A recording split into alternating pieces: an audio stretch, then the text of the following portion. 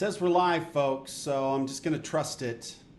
Let's make sure that yes, the Yeti stereo microphone is up and working properly. So this shall be a proper live presentation. Whew. Well, since we last talked, folks, I got into a little bit last live about sometimes things just don't always go the way you want as an entrepreneur. And yesterday was one of those days when I didn't get a lot of my task list done. And I don't, it doesn't bother me, right? That's fine. That's just part of living. But last night I had the opportunity, I've mentioned in the past that I have this opportunity to work with youth, and somewhere between the ages of 19 and 30. And last night we had scheduled a great big softball game against another group. And so I went up to participate in this, as I typically do on Tuesday nights.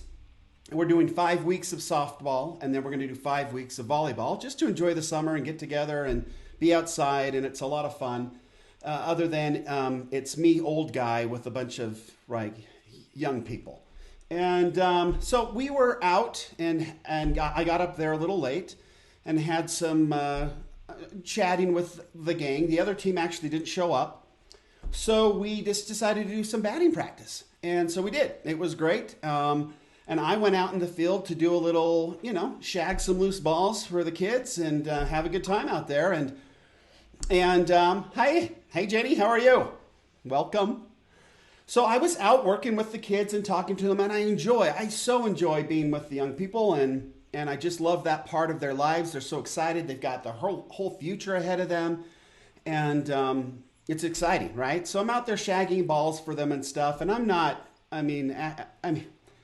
athletically quite challenged, and I'm old. So you throw those two together, and not a lot's going on out there. And so I did some little batting practice, and I think some of them were impressed that I could actually even move, frankly. So, and then I went out into the outfield to do some, shag some balls for the big hitters and let them do their thing. Well, it wasn't comfortable. I was not in the proper shoes for such an event. Typically, I just stand off to the side and talk with the young people and joke around and have some fun. But because our numbers were so small, I went out and started to shag some balls. And there was one fly ball coming at me that I thought, you know what? If I just kind of put a little effort into this, I think I might be able to track that sucker down. And so I took off at a bit of a gallop, much more of a to me, it felt like a sprint. I'm sure to everybody else, I looked like I was in slow motion. But I went after this ball. I didn't make it. Obviously, that was never, ever in the cards. You can definitely overestimate my abilities for sure. Didn't make it. Didn't catch it. It fell to the ground, and I kind of slowed down to pick it up. And as I was slowing down, there was this kind of a huge pop and a gush type of a feeling in my Achilles. And so that's good. I apparently ruptured something in there and didn't want the kids to know. So I kind of hobbled around a little bit, quit running. And I think I said something to them. They're like, hey, are you okay? And I'm like, yeah, no, I'm good. But I want you all to know that I wouldn't do this for my own children. So the fact that I'm doing it for all of you, I hope you feel quite special. And then something to the effect of, I only exercise once every 20 years, and it had only been 19. So my body really wasn't ready for this type of activity that night. So there was that. So as far as my day went, I then settled in on that. Now I have a ruptured something or other, or a torn or whatever. I didn't want to go to the doctor today. I'll try to do that tomorrow if it continues to hurt. But then I thought, well, okay, that's got to be the end of this day, right? And again, you laugh it off. You don't want to get down because you've still got work to do. And I knew there were some cool things that I wanted to work on later that night. And so I got into, that's a reminder to do side pulls. I have these exercise reminders on my phone to do these exercises. And I don't know. I set them up about 5 years ago. I don't think I've ever done them once. But it feels good to be reminded to exercise and then say no. You know what? So that was sort of my day. And as I was thinking about it, and I got home and sat down and reviewed my day and reviewed the nightmare of the day and how everything didn't quite go the way I'd planned, a thought came to me. And I thought, you know what? I'm going to go live about that tomorrow. So a very long intro, but that's what we're going to talk about today. So here we go.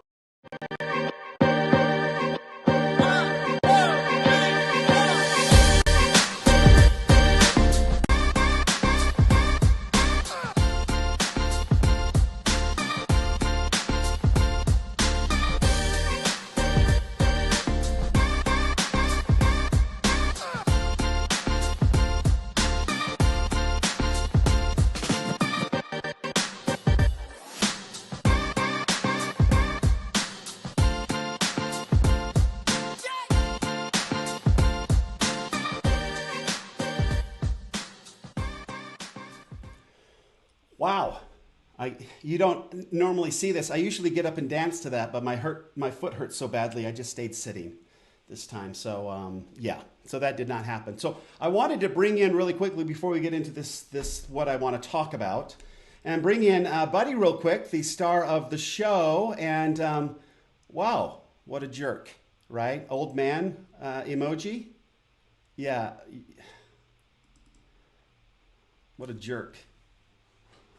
Okay, well, yeah, I am feeling a little old today, hobbling around the office, and yes, and it's so bad that when I need to go get a drink or go to the bathroom, I'm like, you know what, I can hold off for an hour.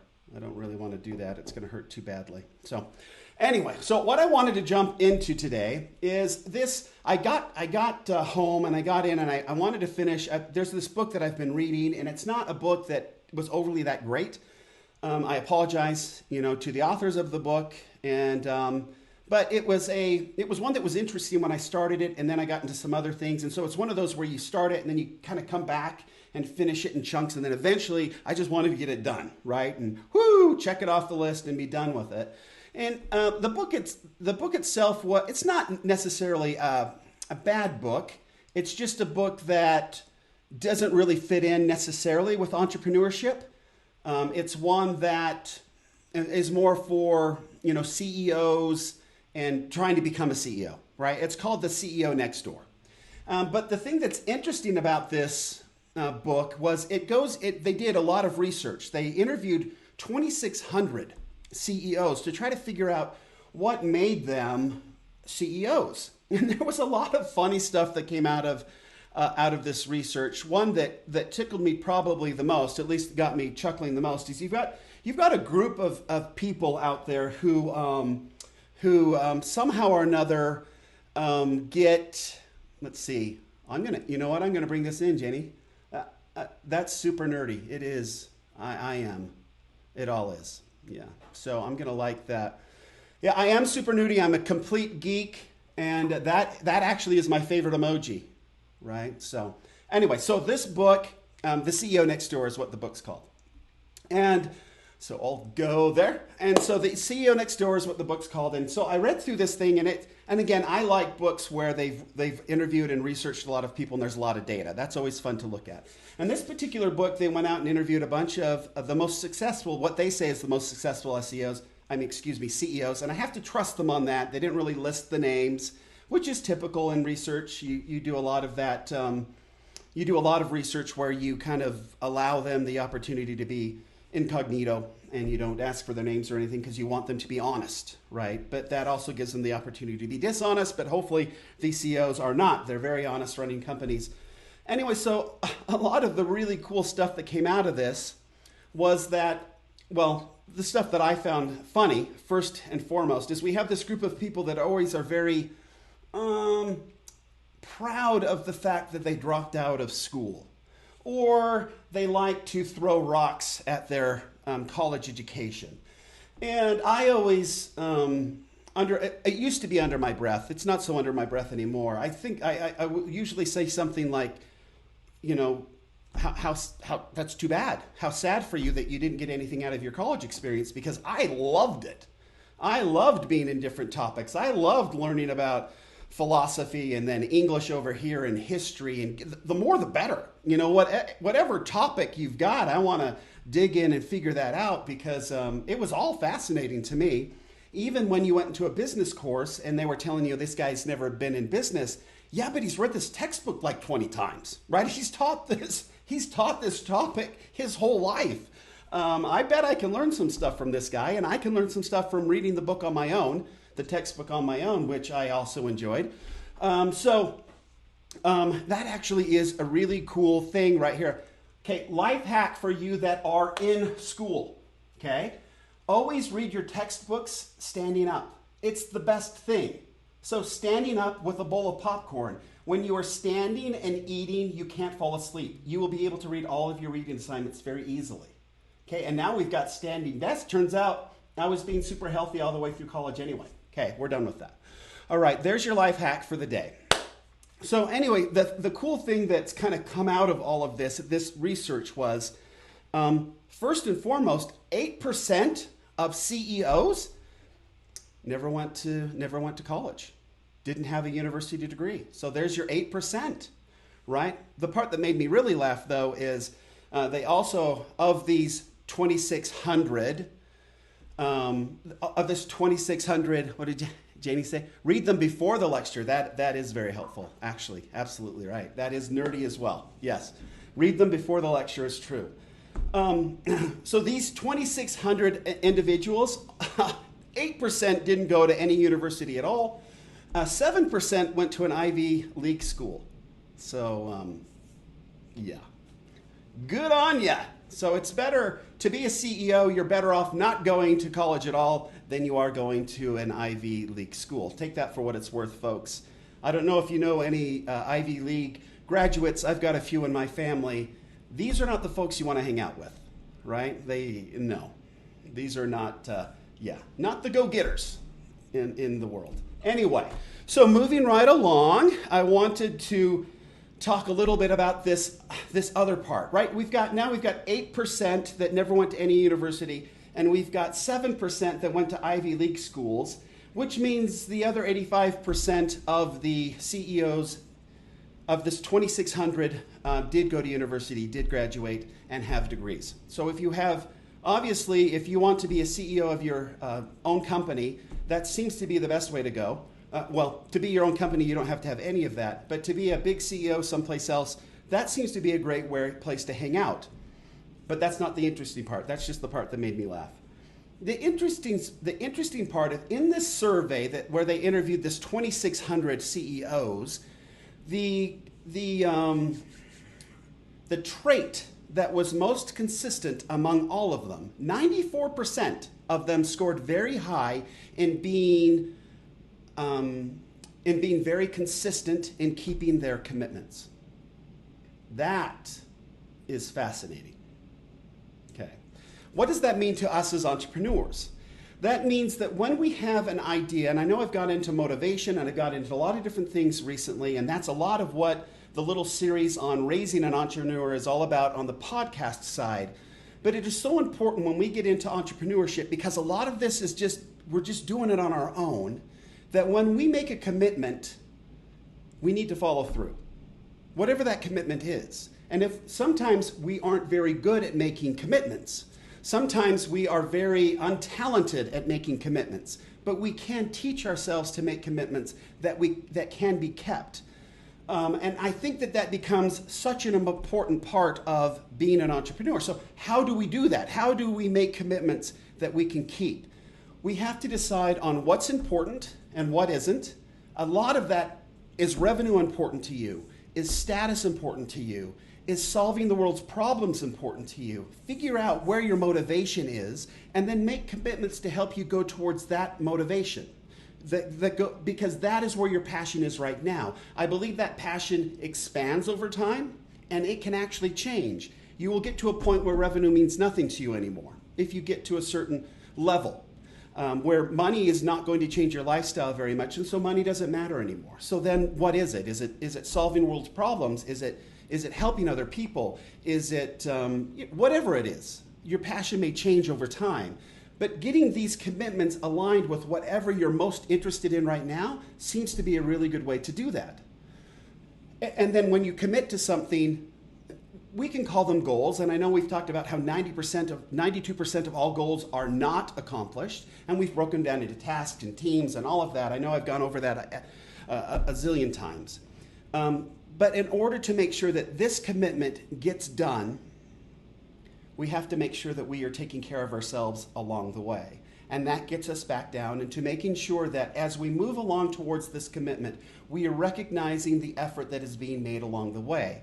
And that effort, when we recognize that effort and we pat ourselves on the back, we get a really nice little dopamine hit that keeps the motivation up and running for us. Unfortunately, again, as I've talked about this, these commitments, these goals, these things can become very big. And sometimes we're not very good at creating realistic commitments and goals. And that has to be analyzed. If you consistently don't get here, then we need to break down as to why we're not getting and following through on our commitments. But following through on your commitments in business, with clients, with yourself, but also with your family, with your friends, there are great ways to follow through on commitments. If you say you're going to do something, then do it. Okay? And if you are speaking to someone and they are trying to commit you to do something and you know you are not going to do it no matter what they say, learn to say no. Don't blow them off and say yes and then don't do it. That is programming some very poor neural networks in your brain that don't need to be there as an entrepreneur. You need to be able to learn to say no as an entrepreneur, and you need to be able to keep your commitments. And this gives you the opportunity to practice both. So if somebody is trying to get you to commit to do something, and I don't care, I had a phone call today when somebody wanted me to donate $20 to the Fireman's Fund. Well, I already gave to the Fireman's Fund last year, and I don't know exactly where that money's going. Rather than saying yes and having them send me something and never something back, I just said no. No thanks, I'm not interested this year. I can't do it. Does it feel good? No, I felt bad saying no. But I knew I wasn't going to send them the money. I wasn't going to write the check. I wasn't going to send it back. So why in the world would I have them send them something and commit to something I'm not willing to do? Okay, that is such a big thing. 94% of 2,600 CEOs were very, very consistent in following through on their commitments. And they believed that is why they became CEOs, is because they followed through. It wasn't because they used big words. It wasn't because of their degree. It was a lot to do that they understood the business and they stayed in the business and were interested in the business and were passionate about the business and wanted the business to do well. And they wanted the business to do better than they cared about how well they did. That was another big part of it. But they were consistent in their commitments. And I will say, as an entrepreneur, being consistent to ourselves and those around us is a huge deal in finding success in this crazy little business, this crazy little pursuit of ours. So that's all I had for today. Other than I did want to leave you with a little motivation from my good friends. Not this guy, what a jerk, right? The old thing. But you'll remember Nick and Monica sent us a fun little motivation video. So I'm going to leave this. This is how I feel about all of you folks, okay? Not only do entrepreneurs change the world, but there is also this. Here you go. We just want you to know, as a mate, you're amazing! you're the bomb.com. Thank you. You're amazing. You're the bomb.com. All you entrepreneurs out there, join me and let's go get it done. Thanks.